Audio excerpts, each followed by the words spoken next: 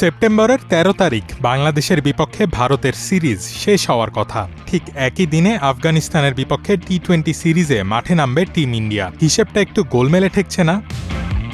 সেপ্টেম্বরে বাংলাদেশের মাটিতে ৩টি ওয়ানডে ও ৩টি টি-20 খেলার কথা ছিল ভারতের। বিসিবির প্রস্তাবিত সূচি অনুযায়ী ১ থেকে ১৩ সেপ্টেম্বরের মধ্যে হওয়ার কথা ছিল সাদা বলের এই সিরিজ, কিন্তু এখন এই সফর নিয়ে দেখা দিয়েছে অনিশ্চয়তা।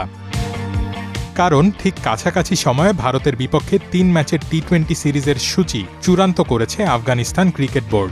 এসিবি জানিয়েছে ১৩, ১৫ ও ১৭ সেপ্টেম্বর নয়াদিল্লির অরুণ জেটলি স্টেডিয়ামে ভারতের বিপক্ষে মাঠে নামবে আফগানরা। তার মানে বাংলাদেশের প্রস্তাবিত সিরিজের শেষ দিনেই দিল্লিতে মাঠে নামবে ভারত। তবে কি বাংলাদেশের বিপক্ষে সিরিজটি বাতিল হয়ে যাচ্ছে?